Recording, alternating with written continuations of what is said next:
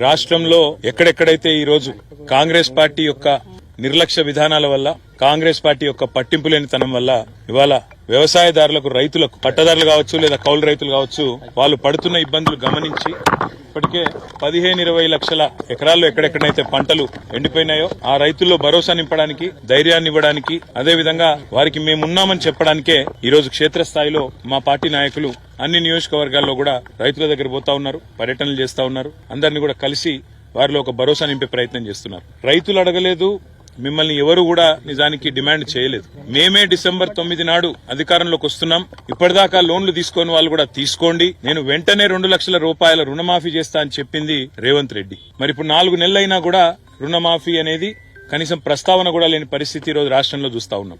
రుణమాఫీ చేయకపోగా బ్యాంకుల ద్వారా ఇవాళ రైతులకు లీగల్ నోటీసులు ఇచ్చి మీరు కడతారా సస్తారా అని మెడ మీద కత్తి పెట్టినట్టు వ్యవహారం మరొక దిక్కు చూస్తా ఉన్నాం. ఇంకా దుర్మార్గం ఏంటంటే కేసీఆర్ గారు ఆనాడు 7,000 కోట్ల రూపాయలు తాను అధికారం నుంచి ఎలక్షన్లకు ముందు దిగిపోయే ముందు రైతుల కోసం యాసంగి పంట కోసం 7,000 కోట్లు మరి రైతు బంధు కోసం పెట్టిపోతే ఇవాళ ఆ మొత్తాన్ని కూడా ఆ సొమ్మును కూడా రైతులకు ఇయ్యకుండా రైతులకు ఇప్పటి వరకు రైతు బంధు ఇవ్వకుండా కాంట్రాక్టర్ల ఖజానాలు నింపడానికి కాంట్రాక్టర్లకు పేమెంట్లు చేయడానికి ఒక చిల్లర వ్యవహారానికి కూడా తెరదీసింది ఈ కాంగ్రెస్ ప్రభుత్వం. ఈ అన్నింటికి మించిన దుర్మార్గం ఏంటంటే ఇవాళ నిజంగా కూడా రైతులను చూస్తే గోస అనిపిస్తున్నది. ఇక్కడ నేను కలిసిన రైతు పేరు పరశురాములు గారు. ఆయన కౌలు రైతు. ఒక 10 ఎకరాలు సారంపల్లి అనే గ్రామంలో తంగలపల్లి మండలంలో కౌలుకు తీసుకున్నారు. కౌలుదారు కాబట్టి పట్టదారుకు మొదలే 60,000 రూపాయలు ఆయన కట్టినాడు.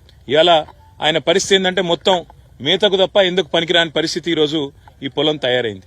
ఇవాళ నిజంగా కూడా సిరిసిల్ల జిల్లాలో రాజన్న సిరిసిల్ల జిల్లాలో ఈ పరిస్థితి వచ్చిందంటే ఇది కాలం తెచ్చిన కరువు కాదు, ఇది కాంగ్రెస్ తెచ్చిన కరువు. ఈ మాట నేను స్పష్టంగా ఎందుకంటున్నా అంటే పోయిన సంవత్సరం ఇదే సమయంలో ఆనాడు కాళేశ్వరం నీళ్లతో మరి మేడిగడ్డ నుంచి నీళ్లెత్తిపోసి మిడ్మానేర్ నింపి మిడ్మానేర్ నుంచి అన్నపూర్ణ ఆ పైకి రంగనాయక సాగర్ అక్కడి నుంచి జిల్లెల చెరువు ఆడికెళ్లి కింద ఉండే ఈ మొత్తం ఈ గ్రామాలన్నింటిలో కూడా సారంపల్లితో సహా నేరేళ్లతో సహా రామచంద్రాపూర్తో సహా చిన్నలింగాపూర్తో సహా ఈ గ్రామాలన్నిటికీ నీళ్లిచ్చింది ఆనాడు కేసీఆర్ ప్రభుత్వం.